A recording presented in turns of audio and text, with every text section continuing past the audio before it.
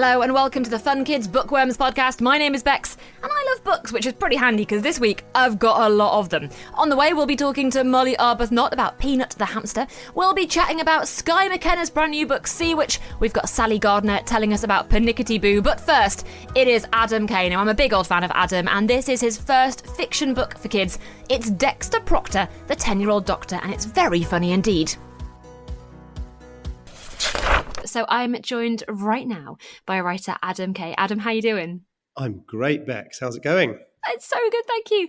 I've just I've raced through your book, Dextor Proctor, the 10-year-old doctor, and it's so funny and so good. I'm so happy that you've written a kids fiction book, because obviously you've written adult fiction and non-fiction, you've written kids non-fiction, but what brought you to making your own story? If you're writing non-fiction, so when I was writing like Kay's Anatomy and Kay's Incredible Inventions and things like that, I have to stick to things that are actually true, and that's quite limiting.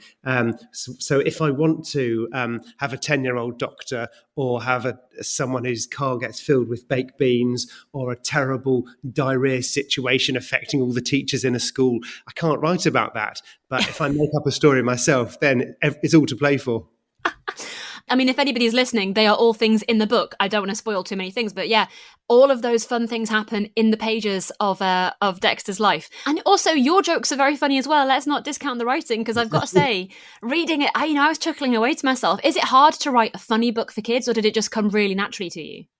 I don't think there's any difference between writing for kids and writing for adults. I think funny is funny. I remember when I was, that sort of age, 7 to 12, when, that this book is sort of aimed at, I would get so annoyed if I felt like the author was talking down to me in sort of patronising me. And so I've always made sure in everything I've written for kids to just tell the sort of jokes that I find funny, because people shouldn't underestimate their audience, especially if they're kids. And I reckon if I find it funny, then hopefully the kids will as well. Yeah, laughter's universal, I think. And also, speaking of kids, you've created, obviously, Dexter, who is quite an extraordinary child. He literally is born talking and knows everything and is very, very clever, but also goes through normal stuff as well, like making friends and, finding his place in the world is quite tricky.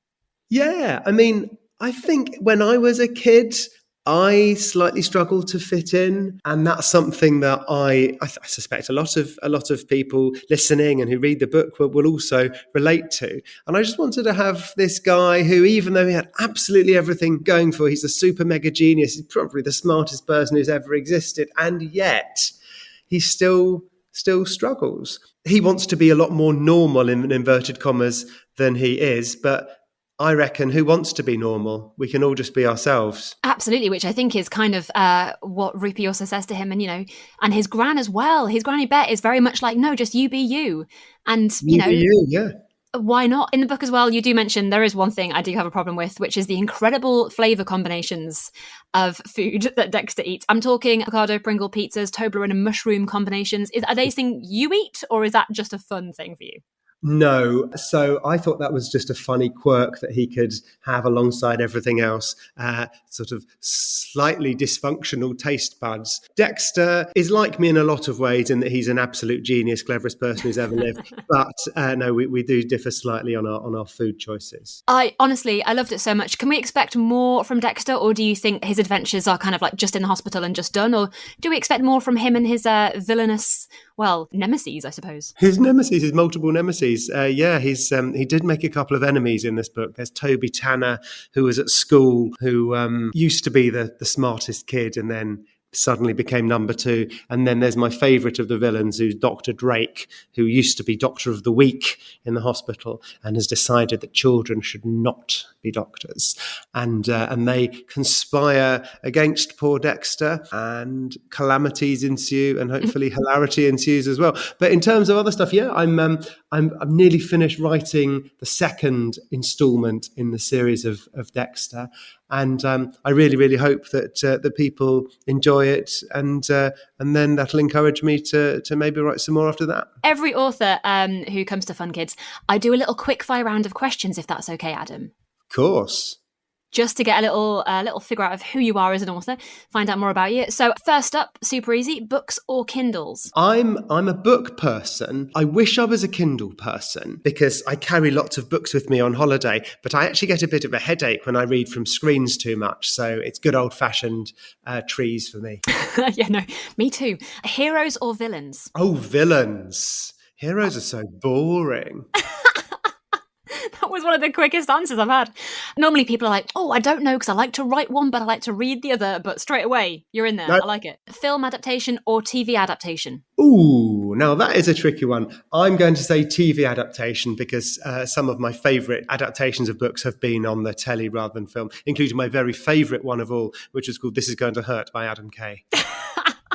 I remember it well. Do you prefer writing for adults or for kids? It depends who I'm talking to. Yeah, fair. I think probably for kids because the honesty you get from an audience of kids is absolutely brilliant. Adults have to, they often pretend to be polite, and there's absolutely none of that. I get a lot of letters from kids who are kind enough to write to my publisher, who send them on to me. And I think my favourite one I had a few months ago was from someone who said, "I don't particularly like your books, but we're doing an exercise in class where we have to write to an author, and you're the first one I thought of." Like, yeah, fair enough. I love that they felt the need to tell you the reasoning behind it. They couldn't just say that. Absolute honesty. Oh my God, absolutely brutal. Beginnings or endings? Endings. I think there's nothing more disappointing than when you get to the end of a book and they haven't quite worked out how it's all going to tie up. I always know exactly how my book's going to end before I start it, and it all leads up to that moment. And I get the impression some people just write and then get to the end and like, oh, I better finish it now. I've run out of words. There's no more pages left. Baked beans or cupcakes? Cupcakes. Baked beans are absolutely vile. By the way, I don't ask everybody that question. That is just for you. And finally, the last one is the big question. This is the one I'll judge you on, Adam. Salt and vinegar or cheese and onion? That is a good question, isn't it? Mm. It's a very tricky one. In a way, it depends on the crisp itself. But if there was some sort of very strange emergency where one of either salt and vinegar or cheese and onion were being taken out of circulation, I think I'd have to go cheese and onion. And the main reason for that is my husband hates cheese and onion, and it means there'll be more in the house for me. Okay, you know what? I'm not gonna lie to you. For me, cheese and onion is the wrong answer, Adam. Salt and vinegar all the way. But you gave you gave me a story. I went on a journey with you there about the idea of crisps being cancelled. That I'm going to allow it. I'm going to let you off. I'm going to give you that one. Thank you very much. Even though, like I say, I think you're wrong. But on this account, you might. Maybe you're right. I don't know. All the more cheese and onion for me.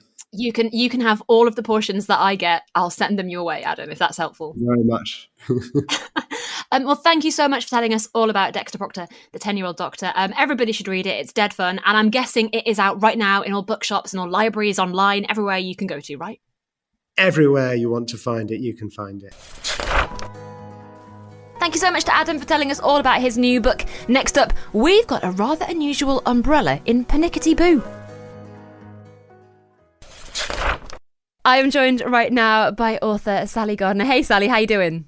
I'm doing very well, thank you very much, and I'm very pleased to be here. Well, I am pleased to be chatting to you because you have brought us a brand new, rather delightful book, Pernickety Boo, and it's such a sweet book. Can you tell us, what and who Pernickety Boo is? Well, Pernickety Boo is an umbrella, but he's not an ordinary umbrella. He gets made by a rather careless sorcerer who left a spell on a cauldron, which is never a good idea. And he then remembers he's got a neighbour coming round for tea, and dog hairs and cream tea sort of gets mixed up with the spell. And in the morning, he thinks he's just, there's nothing there. And he takes this umbrella with him because he sees an umbrella beside the cauldron, and he takes it onto the circle line, not realizing that this is a very, very magical umbrella with a dog's head. And the umbrella sits there for some time, and a little boy says, he talks to the little boy, and the little boy says, "You need a name." and he hears two old ladies talking, and the two old ladies go, "Oh, she was so pernickety." And he thinks to himself, what a beautiful word. And he calls himself Pernickety Boo. It's a great name. It's a lovely, lovely name. And of course, we end up in the Baker Street Lost Property Office. Have you been there yourself? Well, I've set this all before mobile phones. Yeah, of course. You know what? Yeah, that rings. Now, I've read the book, obviously, but yeah, it didn't occur to me. But yes, you're right. Of course you have. Yeah. Because any child with a really, there are a lot of very observant, clever little kids out there, will say, but the circle line doesn't go in a circle anymore. And I thought, oh, no, it doesn't. And then I thought, well, Baker Street isn't at Baker Street anymore. They got rid of the Lost Property Office at Baker Street. So I then had to go back and look at when they did have the Lost Property Office. Unfortunately, it is in the sort of 80s, 90s. It was still there. So I decided that was the time for Pernickety Boo. And also, I thought with mobile phones, it would make it more... it's very difficult to have a sort of mystery with a mobile phone because you constantly keep phoning in and going, well, where was he? What did he do? And I just think that took away the magic of Pernickety. So it is in a different time. It didn't occur to me, but of course you are totally right. Because also I think of myself as quite a fan of the Tube and the Underground, and it again didn't occur to me the Circle line running. Yeah, of course. So we've got Pernickety, who eventually does find a forever home in lovely Sylvie. Tell us about her family.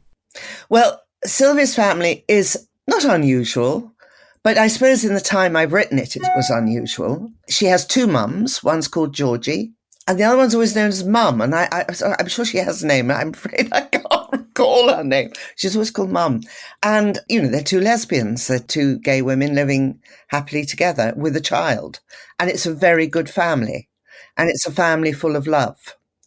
And I wrote this book really because I have this deep feeling that lots of people are lost. And I felt the umbrella, Pernickety. It's interesting to know that today, every year, 1.1 billion umbrellas are lost. And in England at the moment, every year, 80,000 umbrellas are lost. And on the record of the Children's Society, every year, 100,000 children are reported lost or gone missing. Wow, I didn't know that. So umbrellas fare a little better than children. And I feel, in a way, that every sort of good character has to have a philosophy. And Pernickety Boo has the philosophy of the lost. Mm-hmm. He understands the essence of needing to find a home, to be accepted. And he's not sure of the world because he's not a human. And he gets things really wrong, but he manages to get them really right at the same time. He's such a fun character, and he must have been quite fun to write about as well and write for, because he is discovering the world, but he's also making friends, and he's also got a good sense of right and wrong, especially when a rather mean boy next door to Granny kind of comes along. Yes, Billy Turpin. But Billy Turpin is appearing again in the second one. And I'm also interested, I think what Pernickety is interested in is that everyone has so much stuff. Yeah. But it gets lost.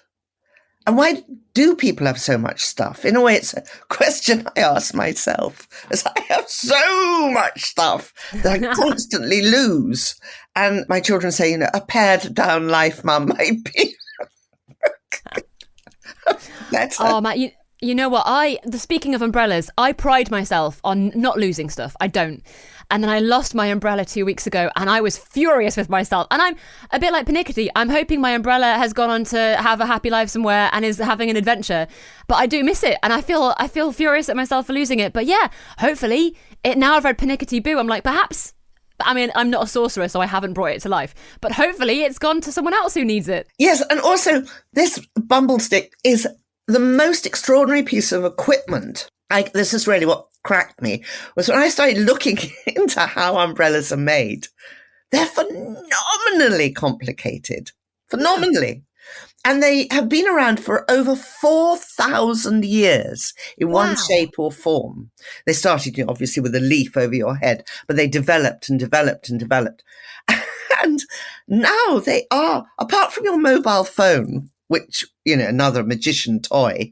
The umbrella really is almost second to that in complication and brilliance and simplicity. Because all it does is go up and down and up and down, and you get cross when it doesn't. But it's got springs in it. It's got all sorts of bits that make this umbrella really quite magical, even without being Pernickety Boo. But in the book, you've got lovely Pernickety, you've got Sylvie, and Sylvie loves this umbrella. And Granny, by the way, is a great character as well. Clearly can stand up for her family, which I really, really, really appreciate. And are we thinking of seeing more of the gang soon then? You mentioned we might be seeing Billy in the next book, is that right? Yes, we are definitely seeing Billy, and we've got Jim Jam and Pernickety Take Up being artists. And it involves a fun fair and a pink sparkly tiara.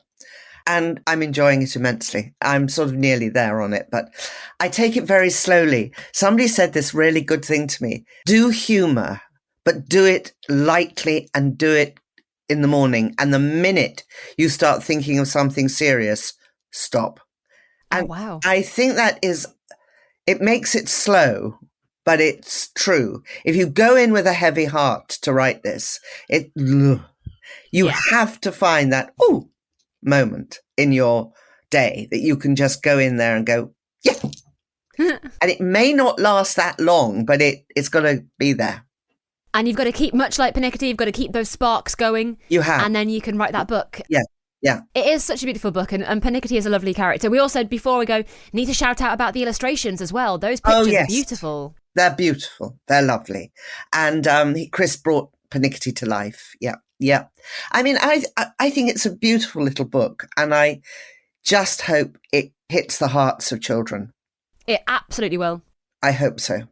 It's a really beautiful book. And Sally, thank you so much for telling us all about Pernickety Boo's adventures, and hopefully we will see more of him soon then. Thank you. Thank you. Take care. Big thank you to Sally Gardner for telling us all about Pernickety Boo. Oh, I love that story so much. It's really, really cute. Next up, we've got SKYE McKenna. Now, she's got a brand new book out in the Hedge Witch series. It's Sea Witch, where Cassie needs to earn her sapling pin in order to get one step closer to passing her witch's license. But will she do it? So I'm joined right now by author SKYE McKenna. Hey, SKYE, how you doing? I'm good, thanks, Bex. Thanks for inviting me today. Oh, no, thank you so much, because we're here to talk about the third book in your Hedge Witch series, but you know what? We haven't spoken about the first two, so you need to tell us where we meet your characters in the new book, Sea Witch.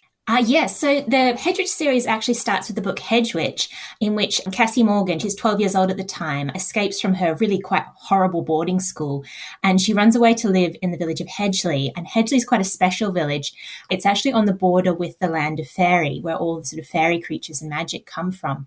And while she's there, she actually starts training to be a witch herself, and she joins the local girls' coven, which meets every Friday after school, and they do all sorts of different activities. Sometimes some of them are outdoors. They go into the woods and learn how to find mushrooms and special magical plants and things like that.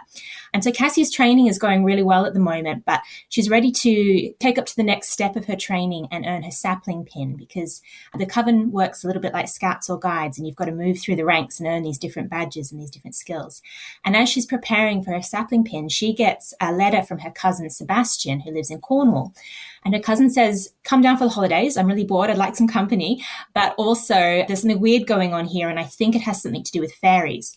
And in Cassie's world, witches have a special job. They look after their communities and protect their communities from the dangers of the fairy world. So these are quite scary fairies from folklore, rather than the kind of nice, friendly fairies that we get in some books. So tell me, why did you go down to Cornwall? Why did you pick Cornwall for her cousin to live in? Yeah, so I love Cornwall. I've been there on holiday a few times, and I've always found it a really fascinating place. It's so different to where I live here in Scotland, mostly because of the weather, but also the amazing coastline. And it's a really wonderful place if you're a writer, because the landscape there has so many different stories. And I'm always really enjoying, when I go to different villages or places or beaches, learning about the stories that are associated with them. So it might be something like smugglers, for example. There's lots of great smuggler stories in Cornwall. And I incorporated that into my story bit, but my smugglers are goblins instead of people. So I quite enjoy learning about the stories of the places that I go to and then incorporating them into my books. And tell us about the Sea Witch then. Why have we decided to go to sea rather than land this time? Yeah, so my books are really interested in the magic that you find in the natural world. And the first 2 books really take place around this big enchanted forest called the Hedge. But I wanted to explore the magic that you find in the sea and in coastal environments as well. So in this book, they get to go into somewhere called the Brim, which is the coast just off the village of Porthmorven, where Sebastian lives. And that has its whole ecosystem of magical creatures, as well as all the real animals and plants that grow there in Cornwall. So I had a lot of fun doing some research for those as well. I was going to ask about the research because obviously you've got like the lore of fairies, and also I know everybody in local areas has their own kind of like folklore as well. Did you have to really do a lot of work on and finding out more about it? Definitely, because I'm actually not from the UK. I'm from Australia originally. So while I spent a lot of time at the beach myself and snorkeling and diving and things off the coast of Australia, the animals and seaweeds and corals and things that you find here in the UK are quite different. So I did a lot of research into those. But also, as you say, into the folklore of Cornwall, where they have a lot of stories about mermaids. I really wanted to sort of learn what sort of local Cornish mermaid lore was like and really incorporate that into my stories as well. And some little details from some of the traditional stories kind of worked their way into the way my mermaids appear in the book as well. And was it fun to write about Cassie and her friends as well? And you've got Robin as well, who joins them on this adventure. Yeah, I don't want to make too much of a spoiler, but in this book, we actually have a new member joining Oak Patrol, which is sort of Cassie's team within the Coven. And they have to train this new witch who is really quite unusual. I won't give it away, but there's something special about Robin that you maybe wouldn't expect if you'd read the first 2 books, which I think will be quite a surprise and hopefully a good surprise for some readers. Yeah, is there one thing that you want to tell everybody to look out for when they're reading this book? Is there something that you're really excited for everybody to get to? Oh, that's a good question. I think there's actually, I did incorporate one particular creature from Scottish folklore because that's also sort of got a lot of great coastal stories, and that's the Selkies. And they kind of crept into my story in an unexpected moment. I really like the way they appear. So I want you to keep your eye out for those when you're reading along. All right, that's good to know. Thank you very much. Now, every author here, we do a little quick fire round of questions, Skye. So first up, just to get a feel for what you are like as an author, books or Kindles? Oh, books. Heroes or villains? I love writing villains. Villains are good fun to write. I get the impression authors all kind of like enjoy writing about villains. Film adaptation or TV adaptation? I think TV adaptation. Okay, land or sea? Oh, I don't know if I can choose. I love both. Sea. I'll say sea today because it's the Sea Witch we're talking about. Absolutely on brand. I love it. Beginnings or endings? Beginnings. Hogwarts or Narnia? Narnia. Laptop or write by hand? Laptop. I wish I could write better by hand, but I'm so slow. Witches or wizards? Witches, obviously. Of course, I don't ask everybody that. I'm just testing you, obviously, there. Do you write 9 to 5 or do you write when you fancy? I write first thing in the morning. That's my best time of day. And out of interest, when we say first thing in the morning, what to you is first thing in the morning? Oh, it varies, but I like to start about 8 o'clock in the morning. All right, okay. I was worried you were going to be like 4 a.m. No. Paddington Bear or Winnie the Pooh? Oh, gosh, how do you choose? I'm going to say Paddington at the moment. At the moment.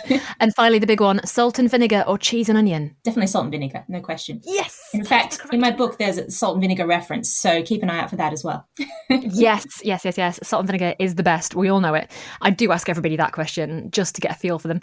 And you got the correct answer, in my opinion. Wonderful. So, Skye, thank you so much for telling us about the 3rd book in the Hedge Witch series. And I believe there is going to be even more to the series as well. Is that right? That's right. So there's 2 more books coming out. Next year, we've got Stone Witch coming out, and then there'll be one more to sort of finish the whole story at the end, the year after that. All right, brilliant. Can't wait. Thank you so much, Skye.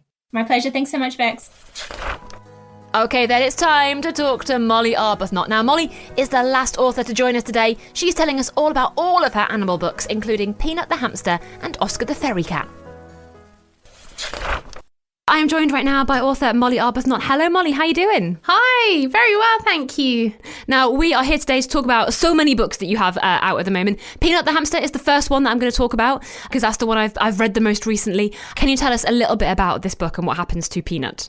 Sure. Well, Peanut is a hamster who goes missing on a sleeper train, and it's based on a hamster that some friends of mine actually had that they lost on the train, but they found again, luckily. And it kind of deals with the collaboration between a writer and his inspiration, and looks at kind of relationships and how things kind of morph and change, and the power that we can get by collaborating and always being there for each other.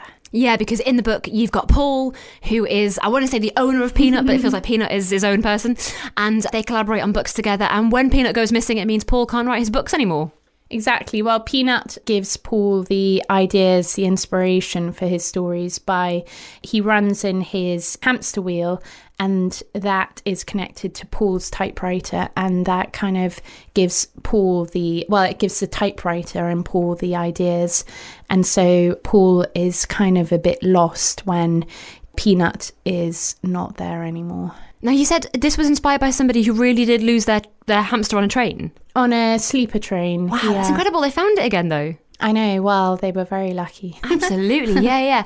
So this book is like the newest in a series of books, because you seem to write a lot about animals. Is that right? Yeah, well, I find that animals give a writer a bit more freedom, because if you write about humans, you're relatively restricted to a human's kind of life of getting up, going to work, having lunch, going to bed. And an animal they don't have that built-in life, and so you can explore a lot more ideas and concepts that humans can relate to through an animal. It kind of works for me. And you also have lots of lovely illustrations as well in your books. Is that important to you as well? Yeah, well, the collaboration, I can't draw. And so I'm very fortunate that wonderful friends are very generous and happy to bring my stories to life. And the collaborative side is really nice. I don't really get involved in the pictures or how they turn out, because I kind of feel that creatives kind of need their space to express themselves without me interfering, and I trust them that they'll always do an amazing job, so there's no need for me to get involved too much other than be just amazed and surprised by the end result. Do you have a specific animal that you love writing about, or one that you think kind of like gives the most emotions? No, because I'd feel that all animals in their own particular way can give something. I mean, I guess my favourite animal is an oyster catcher, because my parents' house in the River Tay, I can swim and they fly over you, and they're just beautiful birds. They're very family orientated, they're very protective of each other, and they're very loving, and they go out of their way if they feel threatened or their child feels threatened. They put themselves on the line for the sake of their offspring, and they just are very well-moraled birds, I think, but they're kind of a bit too close to home for me to write about. I haven't felt that there's a kind of storyline for them yet, but maybe there will be one day. So tell us about some of the other books you have here. Oscar the Ferry Cat, I know, is a big one at the moment. Tell us a little bit about that book. Yeah, well, that kind of means the most to me. It was inspired at a time when I was feeling a bit kind of displaced in my life for various reasons. And it's about kind of finding a sense of belonging and identity, and being brave enough to go out and try lots of different things in a quest to find that. And it's inspired by our family cat, Oscar, who we lost on a ferry and sadly never found again. Oh, no. And so the story kind of brought comfort to my family and me through imagining the adventures he may have had and what may have happened to him. And it's a very personal one to me, because it was the first one I wrote, and it kind of means the most in that way. And also, it's the first one that I've launched in the States, and we're working on an animation for it at the moment too. So Oscar the Ferry Cat has lots of segues going on for him at the moment, in a good way. Do you find it quite a fun one to write about, because it's got like a real life experience for you? Yeah, well, he's the one animal that I've serialized and taken on to have lots of other adventures. All the other books are more standalone so far. So I guess he's the one I kind of portray all the feelings he's the most personal to me. All the adventures he has and the things he gets up to, sort of portrayals of my life in some way, much more than the others. And do you have any other animals that you've really enjoyed writing about? Well, all of them in their own particular way are special, because they're all kind of parts of my life or people that I've known or experiences I've had. So Athena the cheetah is a special one because it's based on my experiences in Kenya and illustrated by a lovely lady called Susanna Mortensen, who owned Athena, who I got to know really well. And so it's kind of personal in that way. Athena sadly died now, but she was a wonderful cheetah in her time. And then there's Angus the Robin, which is based on my grandfather, Gus. And then George and the Steam Museum on Big George, who was a wonderful artist and a great friend of my granny's. Then Conrad the Spider, about Conrad, whose brother's friend, who runs a great band called Holy Moly and the Crackers. And I recommend their music. It's quite rocky, quite punky. So not my natural style, but it's worth listening to and expanding one's musical knowledge. So giving them a big shout out. Now, every author who comes to Fun Kids, we have a quick fire round of questions. So I thought I'd do that with you right now. Okay. So no stress, don't worry. Books or Kindles? Books. Heroes or villains? Oh, that's a tricky one. Heroes. Film adaptation or TV adaptation? Oh, I don't really watch that much TV or film, but I guess I'd go for film. Fair enough. Beginnings or endings? Beginnings. Hogwarts or Narnia? Oh, Narnia. Laptop or write by hand? I'd love to say write by hand, but probably laptop. That most people do say that, don't worry. Do you write 9 to 5 or whenever you fancy? Whenever I fancy. Paddington Bear or Winnie the Pooh? Winnie the Pooh. I got to know Winnie actually in London Zoo. Have you ever met Winnie? No. If you go to London Zoo, there's a statue of Winnie because there was an army man who met a bear in Minneapolis just before the Second World War and befriended this bear and brought it over to the UK and then had to go and fight in France. So he left the bear in London Zoo and A.A. Milne came across the bear. And then because it was from Minneapolis, it was Winnie. And then I don't know where the poo part came from. That was an A.A. Milne kind of invention. But that's... Wow, I didn't know that at all. That's cool. Yeah, I had no idea about that. The bear. Finally, the last one is salt and vinegar or cheese and onion? Ooh. Cheese and onion. Cheese and onion. All right, we'll give you that one. Well, Molly, thank you so much. And we'll all look out for all of your books. So I think we can all agree, it's been a busy old show today. Big thank you to Molly Arbuthnott, SKYE McKenna, Sally Gardner and Adam Kay for telling us all about their brilliant brand new books. Definitely check them out. And of course, there'll be more authors next time in the Fun Kids Bookworms podcast. See you then. Bye.